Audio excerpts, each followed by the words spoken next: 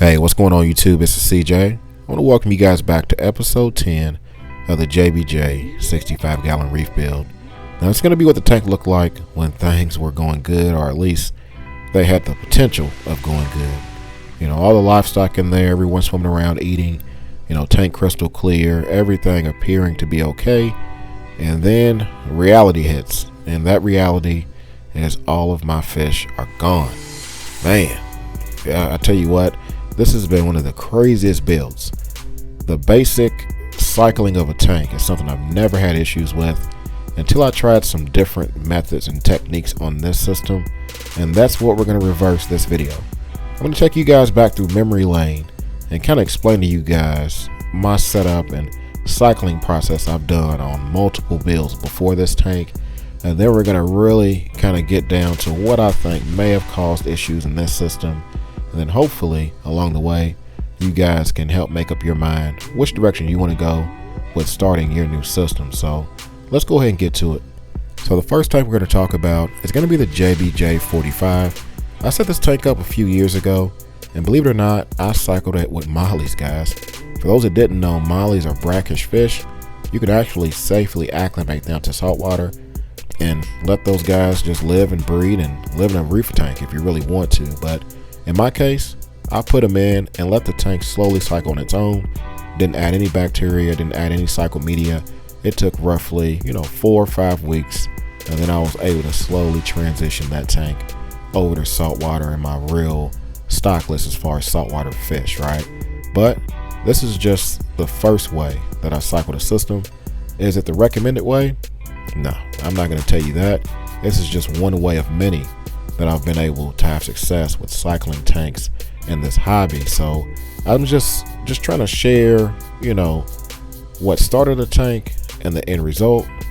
And I got to tell you guys one thing for sure: there are multiple ways to do things in this hobby, but we're going to continue to kind of share my journey as far as cycling systems.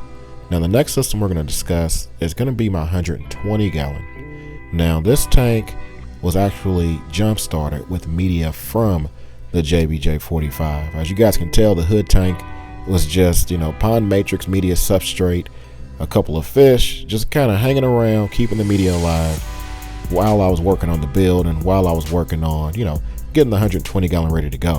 And that's exactly what I did.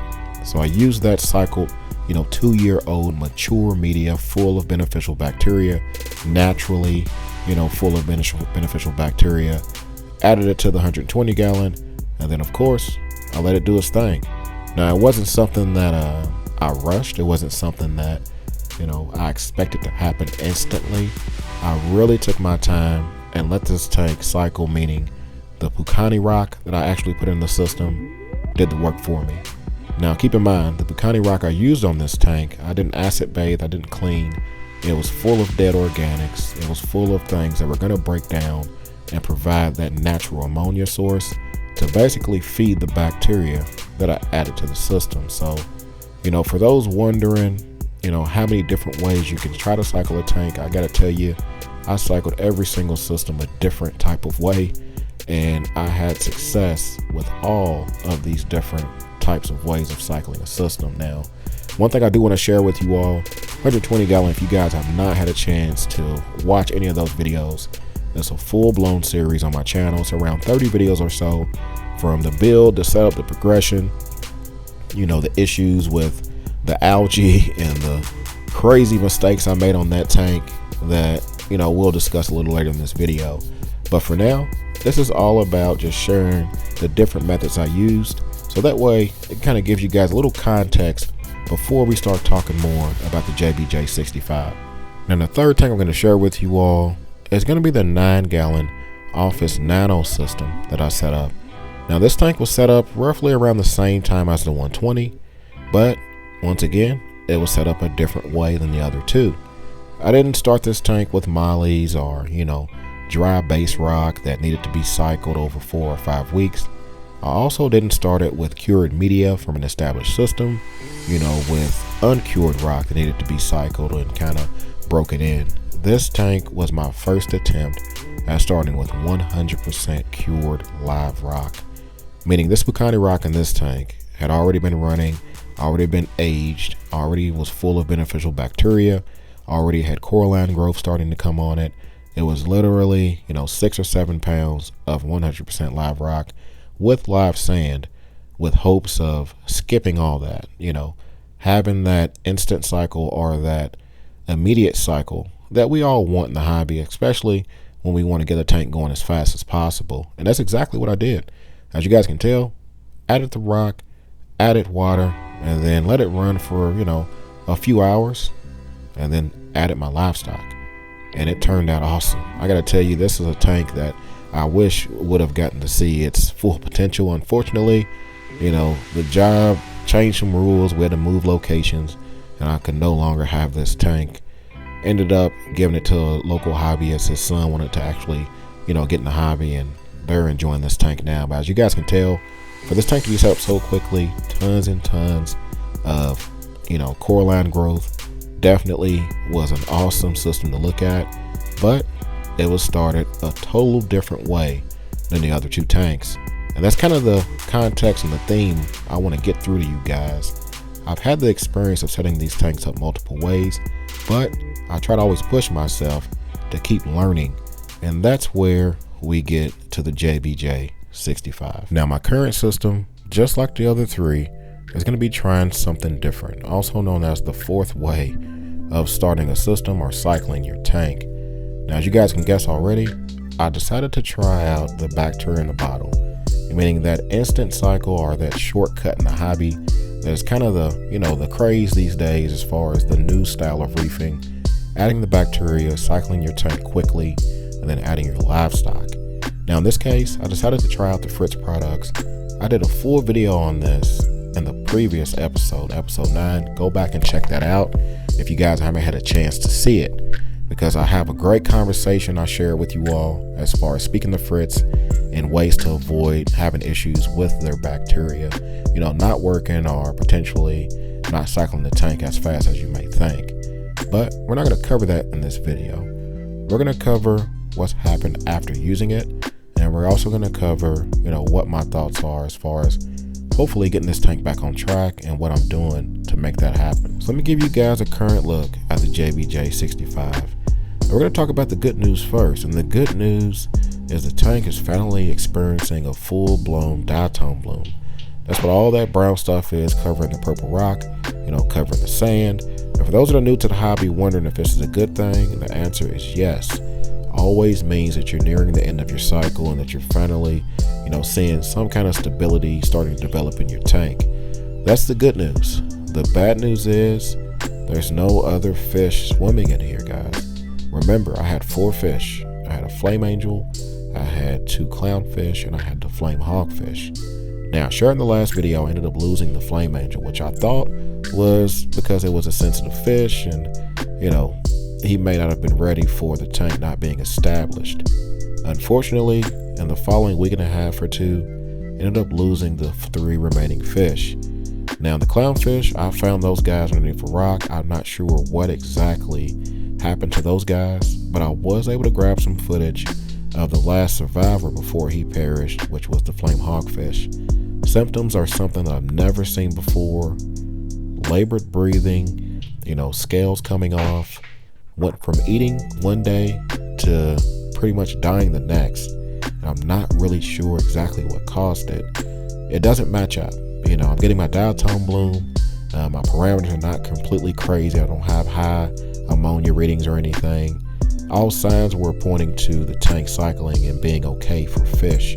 Then all of a sudden this happened. So the only symptom that I did notice I'm going to share with you all is going to be the pumps. I did notice a film showing on the pumps. The only time I've seen this happen before is from people experiencing some kind of bacterial bloom, or even worse, some kind of contamination issue, usually from some kind of aerosol, whether it's, Windex, Lysol, air fresheners, maybe scented candles, anything that could potentially contaminate your tank and have that bacteria react. I'm starting to wonder if this is a factor. So if this is a factor, we have to do something to try to remedy that. Now for me, when it comes to any kind of parameter related issue or maybe contamination issue, The number one default fix is going to be to always perform a water change. That's exactly what I did on this system. Roughly 22-23 gallons of water, so around 30% of the water volume of this tank. Now I didn't just want to drain the water out and refill it. I always feel like a water change is wasted if you don't accomplish something. So instead of me tackling the rear chump section, I decided to go ahead and siphon the sand bed, even though there wasn't much. I was able to get some small particulates out. I was able to brush the rock off, remove some extra detritus, and at least make this water change more productive, meaning not just running water down the drain and refilling it, exporting things from the tank that I needed to export.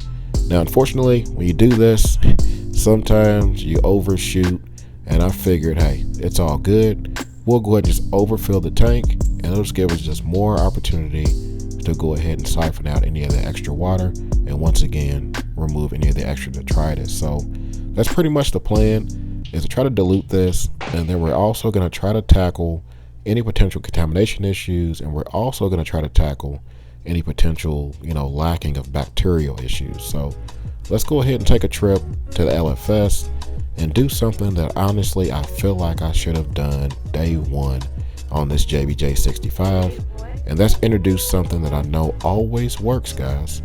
Seeded media or mature seeded live rock.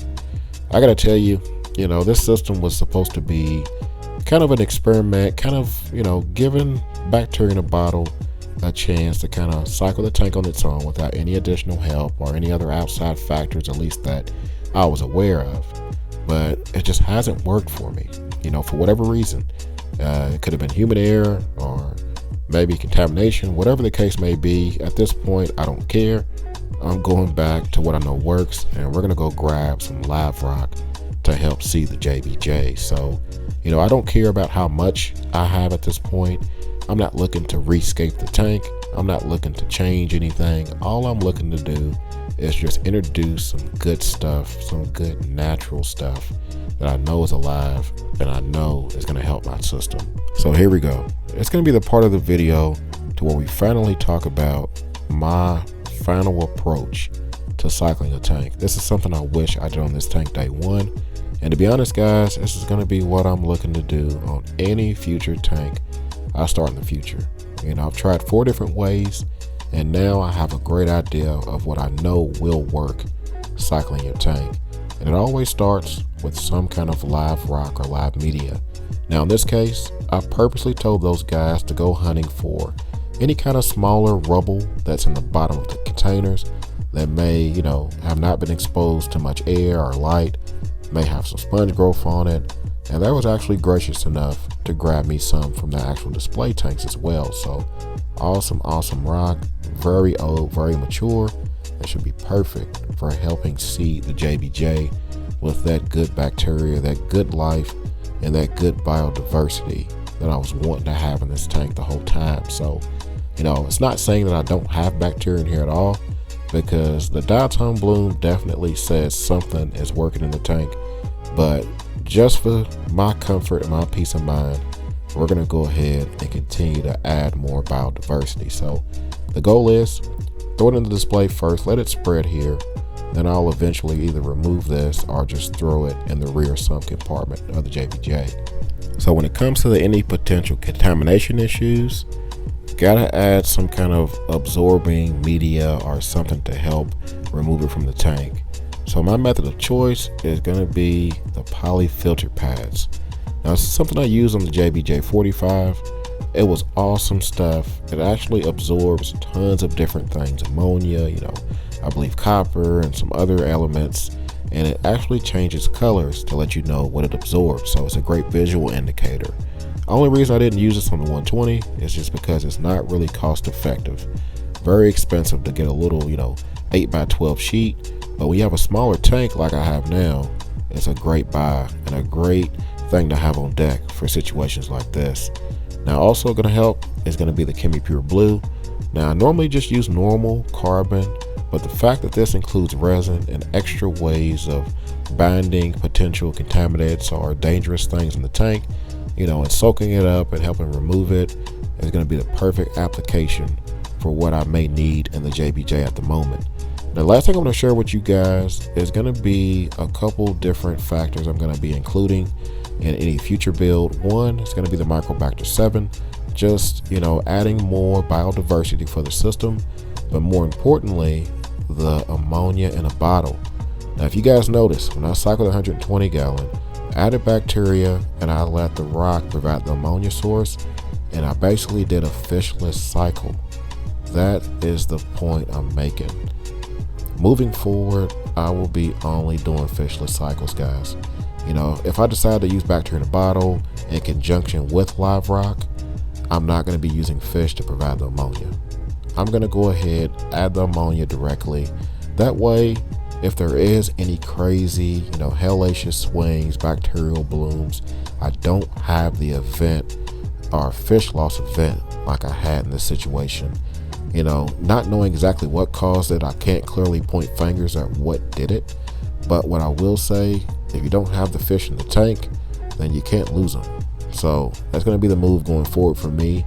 And that's exactly what I'm going to be doing for any future tank that I start up. Now, a couple of things I do want to share with you all, especially regarding media like carbon and ChemiPure and, you know, all the different medias that you can add to your system.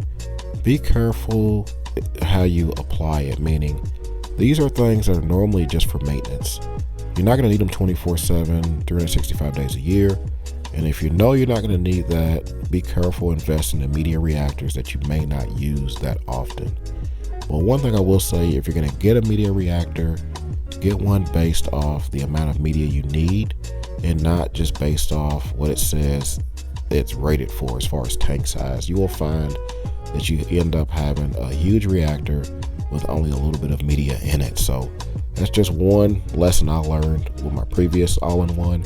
Figured I'll share it with you all. But when it comes to the poly filter pads, decided to put these guys in the overflows because it's going to be the most flow, most contact these guys can get with the water. But to be honest, for these guys to absorb anything, you just need them submerged anywhere in your tank and they'll really get the job done. Now, one thing I do want to mention to you, now that we're here, the Skimmer is doing a great job, guys. I've been waiting and I really haven't got to a point to where I can do a review yet. But now that it's starting to finally develop a foam head, figured I'll share with you guys this Cadlights Elite 2 Skimmer is awesome. And I think this is going to be the perfect export for the JBJ. So at this point, hey, we did everything we can to try to export, try to clear up the contaminants. Now it's time to just sit back and wait. And by wait, I mean literally wait. I'm not doing anything else to this JBJ as far as adding any livestock for a while. You know, the goal is to keep this little guy alive and happy. He's basically the canary in the coal mine. He survived everything, and as long as the shrimp's alive, I got a feeling that the tank is going to be just fine. So when it comes to, you know, keeping the bacteria and the population going, I will be adding small amounts of that Dr. Tim's ammonia to the tank. We're going to keep testing, keep making sure the nitrates are raising, making sure the cycle's continuing, and then we will finally start stocking the JBJ once again. So at this point, I feel like I've been rambling, but I want to give you guys a little history and a little update as far as where we're at. We're still cycling. We are still cycling. We're going to slow down. We're going to take it a little safer and hopefully minimize any future losses. So hopefully you guys enjoyed this one. And as always, hey, you guys can like, comment, subscribe. You guys keep doing what y'all do. Y'all be easy and happy reefing. Peace.